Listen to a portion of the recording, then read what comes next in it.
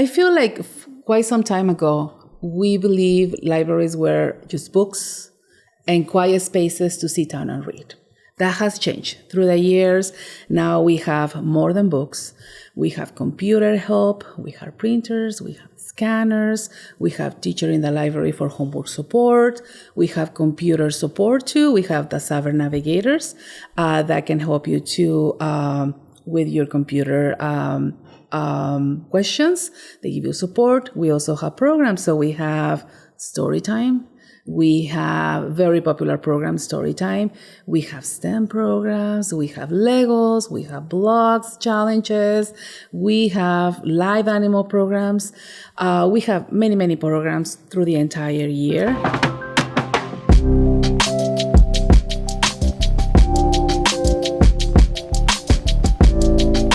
Today, we are joined by Esmeralda Bueno with the Chicago Public Library. Esmeralda, please take some time and introduce yourself. Thank you. It's very nice to be here with you. My name is Esmeralda Bueno. I work for the Chicago Public Library. My title is District Chief. Doesn't say anything, but in reality, my title is to work with the programming team. The programming team is the team that is in charge of creating programs. All these programs that you see around the Chicago Public Libraries are created by my team, and we also work with partnerships. We are always looking for organizations or institutions that we can partner so we can offer resources and information to the city of Chicago. Keep in mind that we have 81 locations around the city of Chicago. So everywhere in the city where you live, you are going to find a library in your neighborhood. So 81 locations, and we try to provide information, resources, everything you need for your learning process. That's amazing. I wasn't aware that there were so many, but I know that every time I'm driving down the street, I see a library, which is great because it is a great hub within our community that I don't think a lot of families realize how much joy and all the different opportunities to learn and engage are coming out of, our public libraries. Can you talk a little bit about the resources that you provide for families and children and caregivers? I feel like quite some time ago, we believe libraries were just books and quiet spaces to sit down and read. That has changed through the years. Now we have more than books. We have computer help, we have printers, we have scanners, we have teacher in the library for homework support, we have computer support too, we have the Saver navigators that can help you too with your computer questions. They give you support. We also have programs. So we have Storytime. We have very popular program, Storytime. We have STEM programs. We have Legos. We have blogs, challenges. We have live animal programs. We have many, many programs through the entire year. We have designed specific programs to support the learning process, right? The literacy process. To name one, I can talk about Lánzate hacia la lectura, which is a program where if you want to teach your child to speak Spanish, they have these books, very basic books, bilingual, where you can teach your child since they are little kids, 3, 4, 5 years old, to learn another language. We also have other type of books where you can learn or you can teach your child how to pronounce the words, how to start the reading process.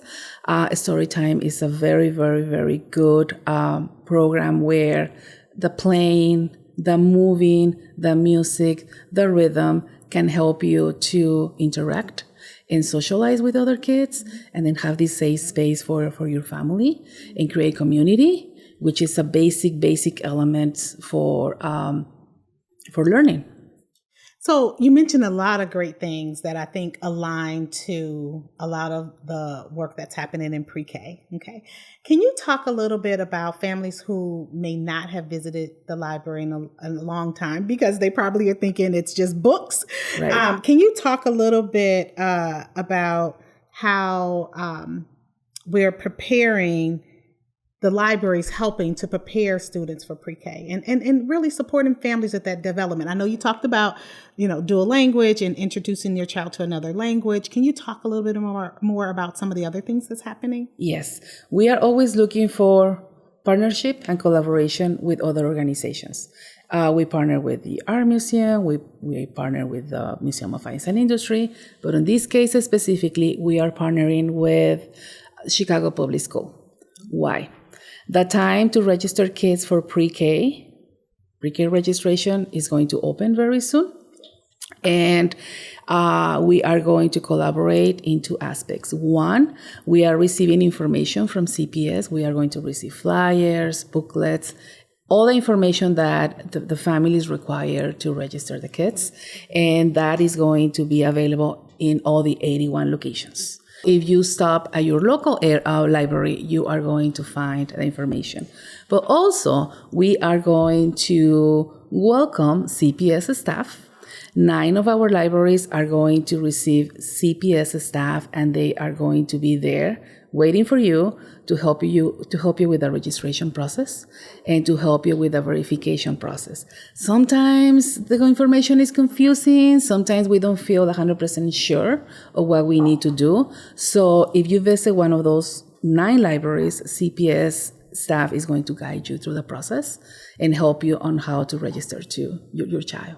And I think that's so important, right? To talk about that partnership and that connection with Chicago Public Schools. And this is the first step, right? Getting families connected to school is one way to partner and build that work around early learning, right? Getting connected. And so you mentioned our CPS staff are in the children's corner, and that was very strategic, right? Because we want families of young children to be exposed to the library and the offerings that are there while they're also enrolling their children in pre-K. They may hear as they're waiting, hear story time or hear some of those partnerships that you talked about, maybe doing something in the library at that time that may make them want to visit again.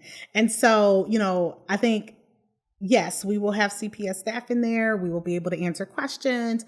We will support. We also know that it was strategically placed in the children's corner because sometimes that's often secluded. And so we know that that's a time where families are going to be talking about sensitive information. And so we want to make sure there's that confidentiality. And so it was very intentional, one, to partner with Chicago Public Libraries because if there's so many program options available for families, but then also to bridge, right, that school library connection to ensure that families have what they need to register and enroll in school in the district and in community-based organizations. I want to share that, yes, CPS staff is going to be in the libraries, yes, in the children's area. And as you mentioned, it has been very strategic. Families nowadays with situations happening in the city feel a little bit afraid of sharing sensitive information like, oh, I'm providing you with my kid's birth certificate. I'm giving you my address. I'm giving you my latest check stop.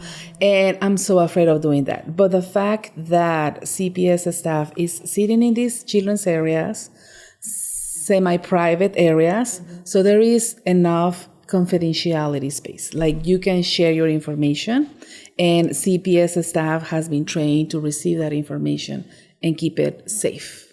Because I know some families have that fear of who am I providing this information and how this information is going to be used after they are done with the process.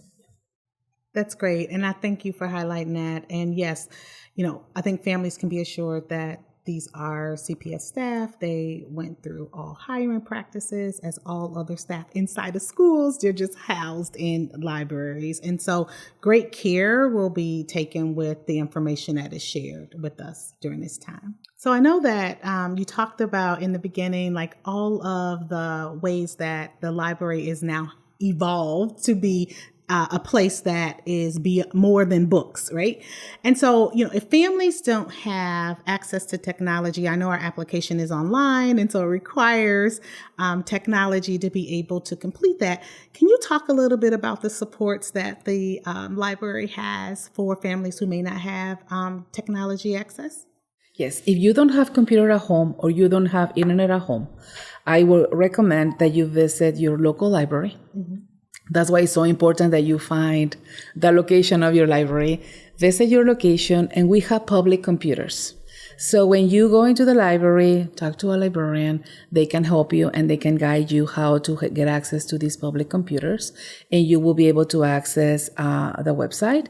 And also, if you need to scan some, the birth certificate, some documentation, we also have scanners or printers, and all these process is free. We don't charge if you need to use a computer. We don't charge if you need to use a scanner. We don't charge if you print 10 pages per day. So feel free to come and ask for some guidance on how to use the computers.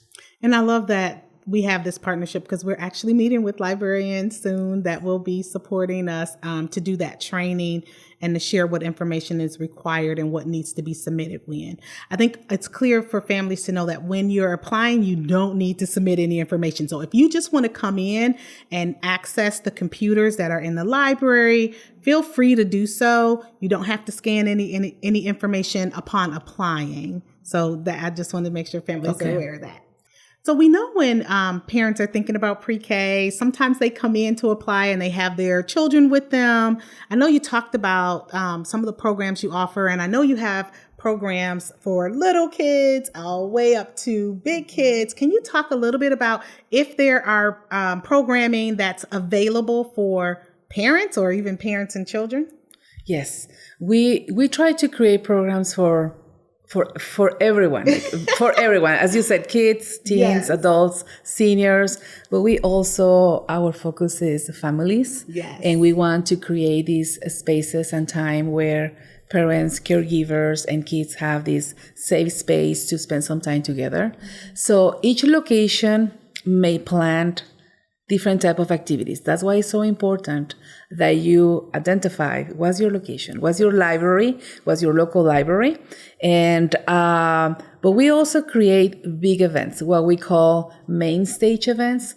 Those are programs that we create like every year, like to celebrate a specific occasion or situation. The one that is coming up that I want to share right now is El Día del Niño. It's a celebration for kids and books. This celebration is scheduled for April 18 from 11 to 3. And this is going to be at the Harold Washington Library Center, which is a big library in downtown, yes. 400 South State Street. Beautiful. Yes, it is actually on the 9th floor, which is a winter garden. Mm-hmm. Beautiful space. And it's open to everyone. And families can come, enjoy some activities, crafts. I hear there are going to be some paletas, some like little ice pops for the kids. We try to have activities where families can have a great time together, and they spend some time as a family, and at the same time they socialize with other families at the same time. I love that. And then how do families, I know you mentioned that's something you're excited about right now, but how do families get information on what's happening? Because you said there's over 80 libraries across the city, and I know there's the ones by my house, but how do we figure out or find out for families are made aware of what's available within their specific community area? Visit your location. Every time you stop at your location, ask the librarians what activities are coming. We usually have like a monthly calendar, and they are giving you flyers. You will see the calendar somewhere in the wall. But ask information. But also, if you want to search, like me, that I need to be prepared before I go to the library, go to the website, www.chicago shypublic.org. There we have a lot of information as well. We have recommendation of books, but we also have very specific information about what programs are happening in each location.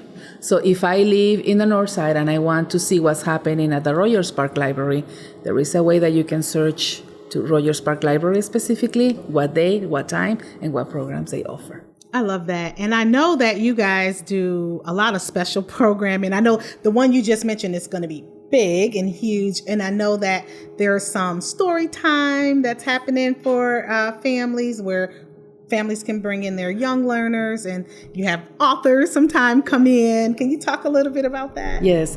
Most of the libraries have story time. I want to say like 90%, or I want to say all of the libraries have story time. Maybe different days, maybe different times. But if you go to the website and then you are able to search your location, you will be able to see where story time is offered. Storytime is one of our most well-attended programs because it is a great space for little kids to, receive some type of education, learning new words, new colors. They move around. There is music. There is movement. Parents are there. And there is also space for socialize kids and parents. I love it. So everywhere you go, you are going to find story time. Authors are big for the library as well.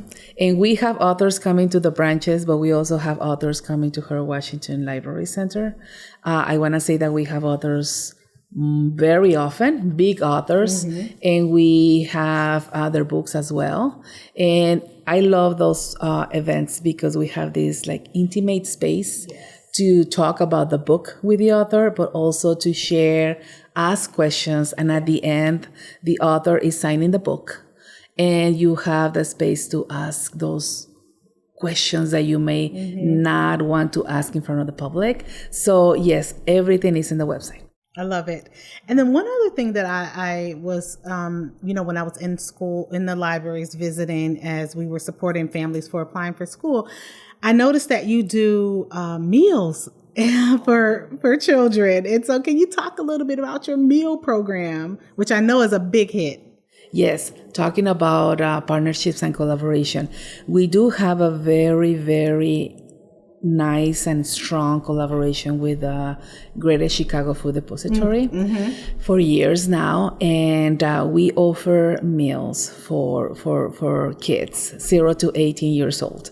So I really believe that when a child is hungry, they are cranky and upset, and they as are we all are, even adults, right? Even us, and they are not open to learn and play and interact. So we are collaborating with the organization, so they send us after school meals during the school year, and also during the summer. So during the school year, we usually provide the meals after 4 o'clock. Remember, they go to school, and some of the kids, they come to the library right away to use the teacher in the library and receive the homework help, and they eat something, and they continue doing their homework. During the summertime, it's a little bit different. We can provide either lunch, snack, or dinner, depends on what the library wants to do. But we also provide some type of food, because we believe that if they are going to stay in the library, enjoying our programs, reading, participating in our summer program, having something to eat for them is very, very helpful. Yeah. Yes. I think there's something else that and just your conversation around partnerships really, it's making me think about the work that you guys do with other libraries. I know when my daughter was little, I enjoyed going to the library and getting those passes that allowed us to experience other museums and things within the city. Can you talk a little bit about that? And then I also want you to talk about how do families obtain library cards? I know that's a big thing, and I would love for families to have that resource for their young learners as well. So we do have, back in the days, we used to have... Oh my God, am I dating myself? Yeah, back in the days, we used to have the museum passes as it was something similar to a credit card. Yes, it was. I remember. A card that you will go to the library, ask for the specific museum that you were planning to go. You will receive the card. You will check it out with your library card. Yes. Keep it for 7 days. Go to the museum and then return it. So since people will use a card and then forget about it, won't return it, it will get lost. So now we transition into a digital card. Okay. So now everything is done through the website. Okay. Again, www.shypublic.org. There is a way that you can tell what location, what museum you want to go and when, and they will give you some type of QR code information that you can print or download in your phone, and then you just take it to the museum, and then you use it, and that's it. There is no need for you to return it. Turn it back, and have to go back to the library to return the pass. I mean, it would be very nice for us to welcome you back again because it's another visit. But now, families are busy, and sometimes you just want to spend a nice day with your family. So you just use the pass, and then you're done. I love it. And that was so helpful because a lot of times families are not quite sure how to even access the museums in the city. So the fact that you have that partnership is extremely important. I do want to talk a little bit about how to get a library card. I know like in our public schools, our pre-K teachers are great partners, and some of them take field trips to the library. And the culminating activity is every child walks away with their own card. So can you talk a little bit about how families can get a card for their children at any age? Basically library cards for everyone, even babies. Yes. Because we believe that even though the baby is not able to read, the mom is going to read to them, the dad, the caregiver is going to read to them. So what we do is we have applications. We ask very basic information. Remember, like Chicago Public Library cards are for Chicago residents. Yes. So we are going to ask your name, last name, date of birth, where do you live? And you need to prove that you live in the city of Chicago.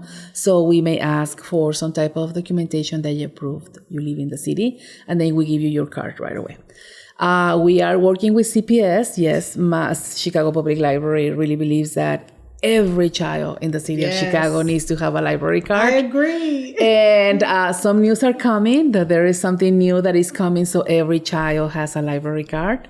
But that's coming in the upcoming month. I know we want everyone to have a library card, but it's not required to access services. And it's also not required for them to come in and apply for our pre-K programs. But while they're there, though, they can, if they want to apply, but it's not required, right? No, not required. Great. Not required. I mean, basically, the library card is for you to get the books home. And make sure that you return them. But you are absolutely right. They are not required for visiting, for programs, for pre-K assistance, for computer assistance. Great. Well, that is a good segue into the next next part of our conversation here.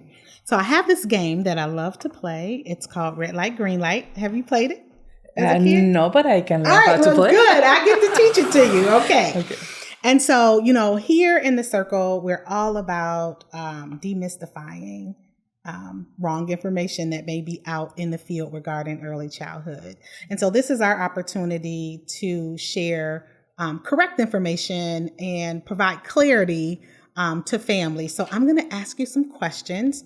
And if the question is not correct or a little off, you want to hold up your red panel, okay, and talk about why. Okay. If it's kind of correct, but I want to provide some clarifying information, you want to hold up your yellow, okay?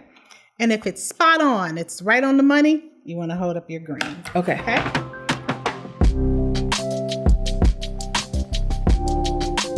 All right, so my first question is, libraries are only useful when children start going to school. So my first question is, libraries are only useful when children start going to school.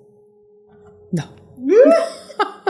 You can use the library even when the baby is in your belly, even when you're expecting your kid. So no, it's for everyone. Let me tell you something so funny. It's funny that you say that. When I first got pregnant with my daughter, which was, almost 17 years ago, I went to the library to do research and just, try to learn as much as I could about, being a mother and what to expect. And so I was going through looking for all the little books around, for parents. And I just found that, just so reassuring that I had this private place where I could go to myself and do my own research and make myself feel comfortable about what I was about to embark on as a new parent. Fun fact. All right. Second question is, libraries are a great place for parents and caregivers to come together and build connections with other parents and caregivers. Yes. Tell me why. Yes. These are safe spaces, welcoming spaces that we create with the intention of families come and spend times. And sometimes they spend hours. That's why the meals in the libraries, because they can stay 3-4 hours in the libraries, especially when the kids are playing and parents are sharing information. The sharing information starts actually with them. Like they know this website, they read this book that they recommend. And this is the intention of creating this community so they can support each other. And then if they need more resources, more information, we are there to provide more information. I love that. And then what you just said just made me think about you have a community room. We do have a community room, yes. Talk a little bit about the community rooms that are available in libraries and how that is also a place where community come in and where they can share and collaborate and work together. The community rooms are for the community, and those are spaces that community can reserve. There is a process. They can also call the library where they can reserve the community rooms for 2 hours. And if they want to get together and have a conversation there, they can book the room. It's for free. And we don't require any type of information, not a library card. We just want to make sure that someone is reserving the room so we know it's booked for you. And this takes me to, I need to share with you that everything you do in the library is free. We don't charge. So even the community room, this space is something that you have access for free.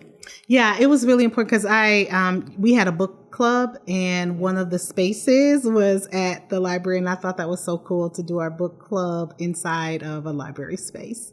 And it was so great because one of the ladies hadn't been to that particular location, and she was just like, "Oh, I didn't even know they had all this great stuff in here." So, that is an opportunity for exposure and to bring the community in. Right. Yeah, the space is for you. As you mentioned, I think at the beginning, this is a community hub. Yes, this is for the community. For sure. All right, we're going to transition into our third and last question. Okay. If you are a Chicago Public Library card holder, right, you are not able to access the library or any of its resources if you owe fines. No. No. Let me tell you, my heart, I was waiting for that because I think I might owe something. I don't know. Everyone that I speak about the libraries, they always ask me about, or they are not sure if they owe. I don't know some either. Fees. I know I did at one time. I haven't been in the library and I haven't checked, and I may owe you a book, and I may owe you $500 for a book. We don't charge for those fees anymore. So you can have access to all the resources, the computer, the community room, the programs, the pre-K services, everything. We don't charge. We don't we don't check your library card and see what you owe. However, for the citizens of Chicago, I thank you because I think I might owe something. I used to. I don't know. Yes, we want you to return the book, right? If you still have the book at home and you find it when you're cleaning your basement and you find the book and you say, "Oh, this book belongs to the city of Chicago, the Chicago Public Library," give it back to the library and just drop everything it in the Dropbox. Yes, and everything is up. Yeah. I love it. No, that's good because I know, families are worried about that, right? I used to get books for my daughter, and I don't know if she eat the books. I don't know what happened, but sometimes it would take me so long to get the books back, and I would also be so ashamed. And so I'm glad you're taking that away from families, and they're able to walk in with their head high and turn that book in whenever. Just return it, and the fines are going to be waived. Yay. We have like people who are so afraid of the amount of money that they owe. Yeah, that's stopping them from visiting the library, and it shouldn't. It shouldn't. So families, you hear that? You heard it directly, right? She said, "Come in. You do not have to worry about any fines, any books. But if you find the book, she wants it back." Yeah, we want the book. Right, we want the book. Okay, yes. Good. Well, you know what? It has been just a pleasure having you here, just sharing the resources and how libraries are essential to our community. And so I just want to thank you for the partnership, but I also want to thank you for sharing all the information for families. Now, before we go, I would not be a great former pre-K teacher. Well, I guess once you're a pre-K teacher, you're always a pre-K teacher, right? Without giving homework and a reminder and a takeaway. So I'm going to turn it to you. Out of all the information that you shared today, what is one takeaway that you want families to walk away remembering, knowing, thinking about from this episode? Think about the libraries as the resource place. Yes. We always look for, or we always need information, and sometimes we're blocked and we don't know how to do some stuff or how to register our kids. And we need information, we need the steps, we need some guidance. Visit the library. Visit the library, see what you can find there, talk to a librarian. We may find something for you.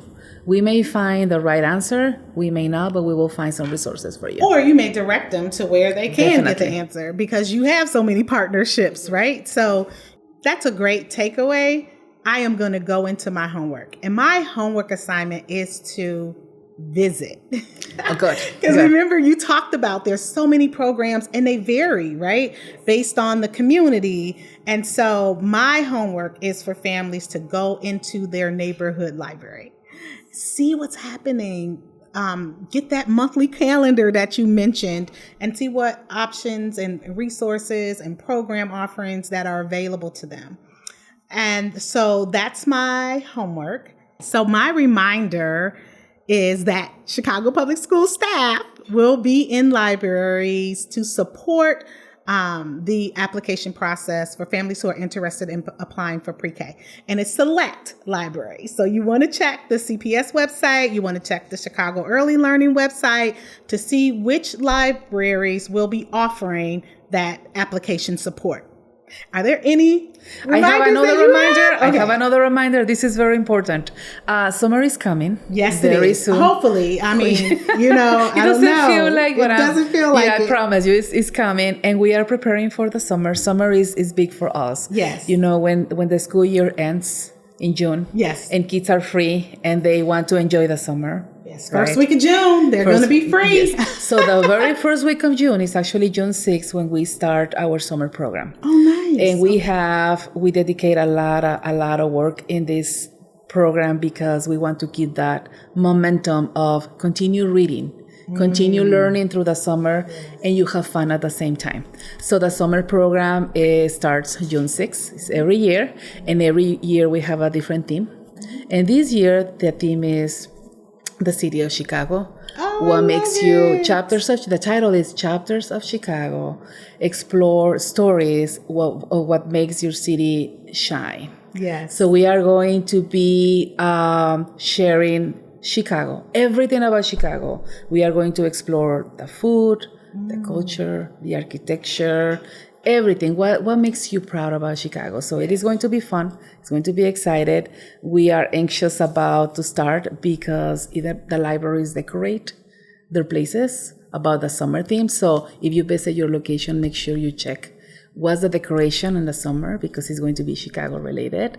And then we are going to offer some summer meals as well. And we are going to have a lot of programs. And we want the families to come and have fun and continue reading. Now, how long is the summer program?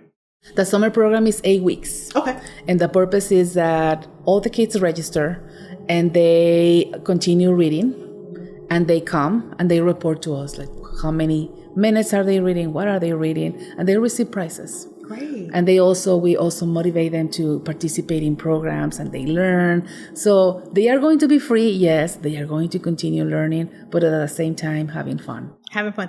Now, is there a cap? Are you looking for is there a cutoff? So like if my library has, 25 kids, is that the cap, or is it just anyone who's interested can come in and be a part? Oh, anyone that is interested can come, sign in. And this is not only for kids. Yeah. I want to say that it is for kids, teens, and adults. Great. Different type of programs, different type of challenges, but everyone can register. The adults last year were having some fun programs, and they were reading also.